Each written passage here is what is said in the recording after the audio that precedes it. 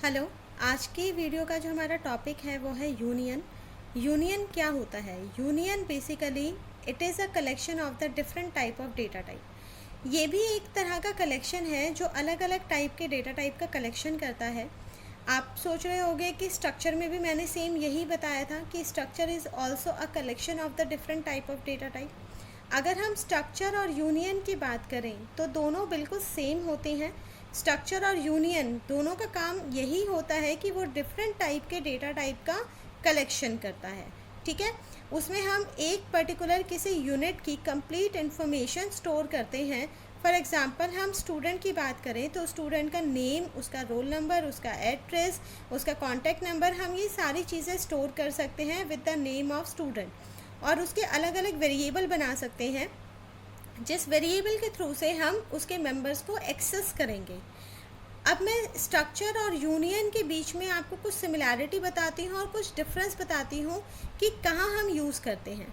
Union और structure में अगर कहें तो एग्ज़ाम पॉइंट ऑफ व्यू से सिर्फ एक ये क्वेश्चन आता है कि यूनियन और स्ट्रक्चर के बीच में क्या डिफरेंस होता है। बेसिक डिफरेंस ये होता है, यूनियन बहुत बड़ा टॉपिक नहीं है, बहुत छोटा और सिंपल सा टॉपिक है। अगर आपने स्ट्रक्चर अच्छे से पढ़ रखा है तो यूनियन भी बहुत अच्छे से आ जाएगा। और अभी मैं आपको दोनों की डिफरेंस और सिमिलैरिटी दोनों ही बताती हूँ। स्टार्ट करते हैं। अगर हम स्ट्रक्चर की बात करें और हम अगर बात करते हैं यूनियन की, तो दोनों में क्या होता है कि जब हम स्ट्रक्चर डिफाइन करते हैं तो हम यहाँ पे लिखते हैं स्ट्रक्ट और स्ट्रक्चर का नाम। जैसे एग्जांपल हमने ले लिया स्टूडेंट, ये है स्ट्रक्ट स्टूडेंट और इसके जितने भी मेंबर्स हैं अब हम मेंबर्स को डिफाइन करेंगे। फॉर एग्जांपल आपने इंट रोल नंबर ले लिया और एक हमने नेम ले लिया, कैर नेम जो है 30 साइज़ का। ओके, इस तरह से हम एक स्ट्रक्चर डिफाइन करते हैं। स्ट्रक्चर को बस मैंने डिफाइन करा है। अगर हम यूनियन की बात करें तो यूनियन भी सेम इसी तरह से डिफाइन होता है। आपको बस यहाँ पे यूनियन कीवर्ड लगाना है और यहाँ पे आपको नाम देना है। जैसे मैंने यूनियन किसी एक नाम से कर दिया, मैंने टीचर नाम से एक यूनियन बना लिया और यहाँ पे आप उसके इंट आईडी लेते हैं और कैर उसका नेम लेते हैं। मैंने नेम ले लिया, वो भी 30 कैरेक्टर्स के अंदर। ठीक है, आप दोनों में देख रहे हैं कि दोनों में बिल्कुल सिमिलैरिटी है। इसमें बस आपका स्ट्रक्ट कीवर्ड लगता है, यहाँ पे आपका यूनियन कीवर्ड लगता है। सेम यहाँ पे आपके मेंबर्स डिफाइन होते हैं, यूनियन में भी आपके मेंबर्स डिफाइन होते हैं। अब इसके बाद अब इसकी वेरिएबल्स की बात होती है कि इसके वेरिएबल हमें डिफाइन करने हैं। तो वेरिएबल डिफाइन करने के लिए आप यहाँ पे लिखते हैं स्ट्रक्ट स्टूडेंट। आपने S1, S2, S3 जितने मर्जी स्टूडेंट आप डिफाइन करिए, यानी कि दीज आर द वेरिएबल्स। आपने 3 वेरिएबल डिफाइन कर दिए। उसी तरह अगर हमें यूनियन के वेरिएबल डिफाइन करने हैं तो उसका भी सेम यही प्रोसेस होता है, यूनियन, और आप यूनियन का नेम लिखेंगे और उसके वेरिएबल डिफाइन करेंगे। मैंने T1, T2, T3 इस तरह से 3 वेरिएबल डिफाइन कर दिए। तो दोनों में आप देख रहे हो कि बिल्कुल सिमिलैरिटी है, बस जहाँ पे स्ट्रक्ट लग रहा है यहाँ पे यूनियन यूज़ हो रहा है। लेकिन अब इसके बीच में डिफरेंस की क्या बात है? डिफरेंस ये है कि मेन डिफरेंस होता है कि जब हम S1, S2 या S3 जो हमने इसके वेरिएबल डिफाइन करे हैं, अब इस वेरिएबल का साइज़ क्या होगा? जो S1 का साइज़ है या S2 या S3 का साइज़ है, वो साइज़ इसके टोटल मेंबर का जितना भी साइज़ है उसका प्लस करके आएगा। तो प्लस हम करेंगे तो कैर हमारा 30 है, तो ये 30 बाइट हो गया इसका। और ये इंटीजर टाइप का है तो रोल नंबर हमारा कितने बाइट का लेगा? 2 बाइट्स का लेगा। तो यानी कि अगर हम टोटल करते हैं तो 2 + 30 यानी कि 32 बाइट्स। 32 बाइट्स का ये स्पेस ले रहा है कौन? Each variable.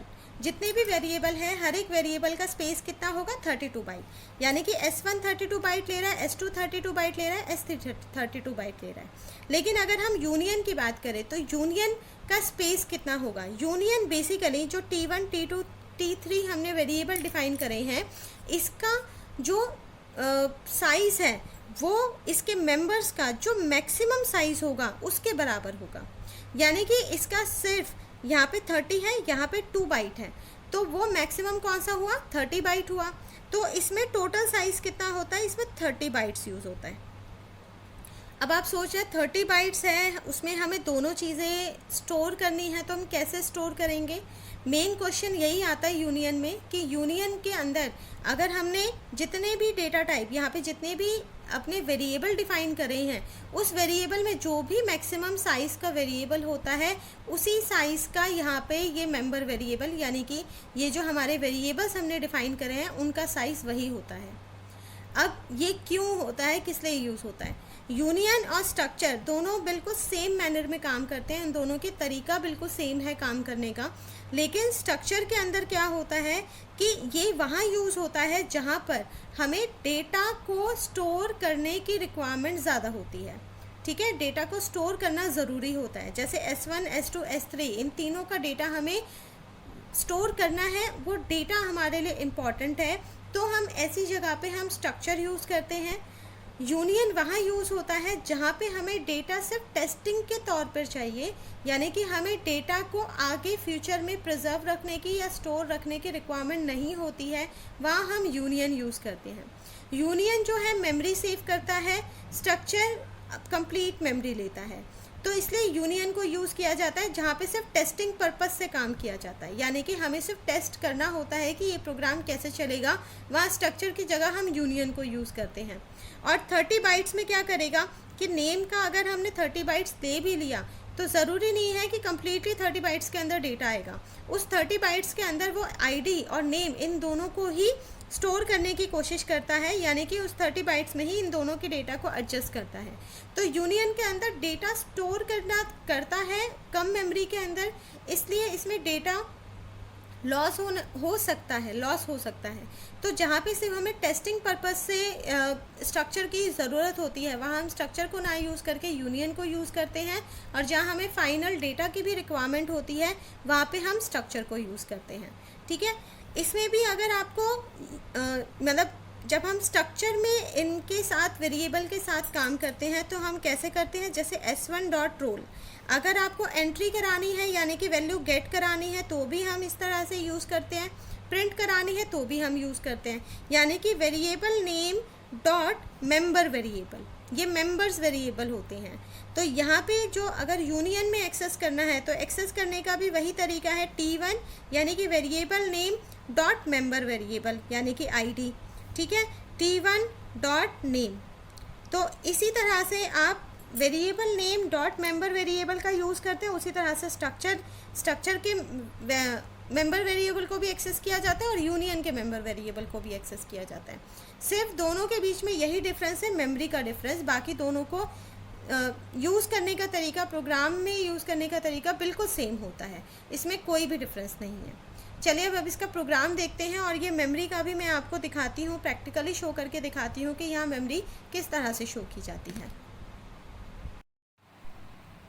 चलिए अब यूनियन और स्ट्रक्चर के बीच में प्रोग्राम के थ्रू से हम डिफरेंस देख लेते हैं कि कैसे ये डिफरेंस आता है, जो मेमोरी का डिफरेंस है। यहाँ पे हमने हैश इंक्लूड stdio लिया एंड कोनियो, हमने 2 हेडर फाइल्स ले लिए, और इधर हमने एक यूनियन डिफाइन कर दिया, यूनियन स्टूडेंट नाम से। यूनियन स्टूडेंट है, इसमें हमने ID ली है और नेम लिया है कैर 30। ठीक है, उसके बाद यूनियन स्टूडेंट S1 यानी कि इसका एक वेरिएबल हमने डिफाइन कर दिया S1 नाम से। इसी तरह से अब हमने स्ट्रक्चर लिया, स्ट्रक्चर हमने टीचर ले लिया। ठीक है, और टीचर का जो हमने ID लिया और इसका भी हमने नेम ले लिया 30, यानी कि दोनों में ही हमने सेम वेरिएबल लिए हैं ID और नेम नाम से। ID हमारी इंटीजर में है, नेम हमारी कैर में है, 30 कैरेक्टर्स की है, तो 30 साइज़ हो गया।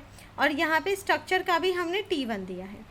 तो यानी कि स्टूडेंट जो है, स्टूडेंट का जो S1 है वो यूनियन है, और जो टीचर का T1 है वो स्ट्रक्चर है। अब हमने ये मेन के अंदर आते हैं, और मेन के अंदर बस अब मैं आपको डिफरेंस दिखाती हूँ मैसेज देके कि इसका साइज़ क्या होगा। अब हम साइज़ देखते हैं। The size of the teacher, यानी कि जो टीचर है वो स्ट्रक्चर है, उसका साइज़ चेक करने के लिए हमारे पास एक फंक्शन होता है साइज़ ऑफ।